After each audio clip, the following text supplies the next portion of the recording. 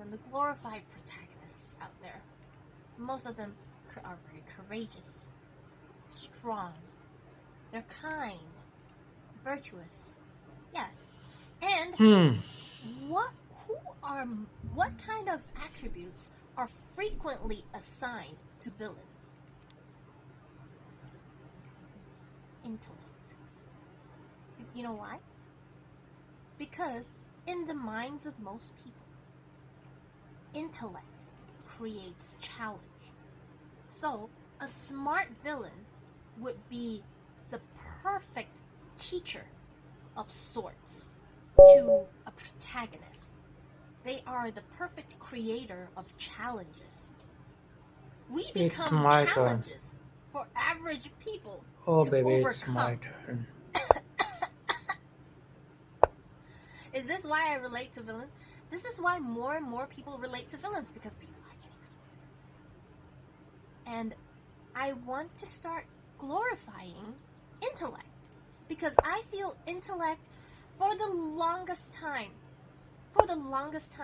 intellect has been, number one, villainized, number two, diminished, and number three, underappreciated in popular culture, popular media. And it is very important that people start appreciating intellect for what it truly is. Something rare, amazing, with a huge potential for good. That's what smart people can do so much for the world, you know?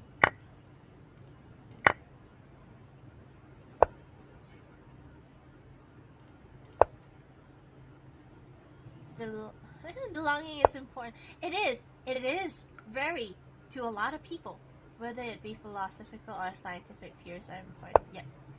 Yep, exactly. Oh, I'm so happy you guys get me. David Xanathos. Who's that? Is the most underrated intellectual. Who's David Xanathos?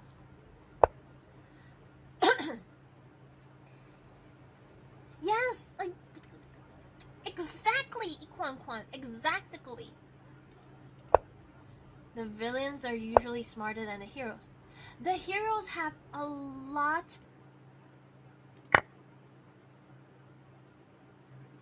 of good attributes, but usually intellect is not one of them. Look at Sailor Moon. Look at Sailor Moon. She's like the dumbest ditz ever. And people love her. Of course, it's very lovable. She's a lovable kid. I'm a Sailor Moon fan. But I feel, guys, enough of you know, there's so many dorky, lovable, ditzy, things out there, like protagonists out there. I know, I love Sailor Moon. What villains are in Sailor Moon? Just plain evil. Sailor Moon villains way back then are pretty one-dimensional. Like, they're just mean because they're evil. Like, they're created to be evil or something. Yeah. Some people don't think, and some villains outthink themselves. There's always a balance. You need to strike a balance. Girls supposed to be ditzy stereotype isn't the best for their Kwan, you have no idea how true that is and how much I wish to change that. Because, do you know what? If people actually strive to make smarter decisions and not pride themselves on being ditzy and being like, everyone makes mistakes. I mean, of course, it's okay to be kind to yourself when you do make a mistake, but the thing is, if they don't prize trying to make the right decisions enough, you'll just go through life making so many unnecessary mistakes that can possibly have accumulative negative impacts on your general well-being without you even realizing it. And then by that time, it's going to be so complex and multi-layered. Like these kinds of like negative experiences are going to be so complex and multi-layered.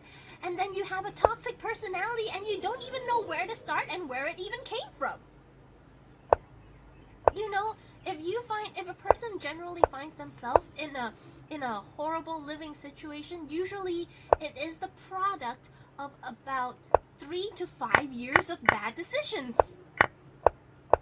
If people would only place more importance or glorify intellect a little more, and people would strive to make smarter decisions. There is no right or wrong decisions. There is smart and stupid decisions.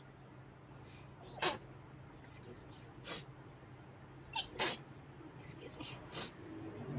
But you know, let's not divide things into good or bad decisions. Let's categorize them into smart and stupid decisions. Because when everyone can look at logic, we can be more objective. Because people can objectively say, oh, if you do this, weigh out the pros and cons, it's kind of stupid. Do this, weigh out the pros and cons, that's the smarter decision. Let's go with this. Do you understand?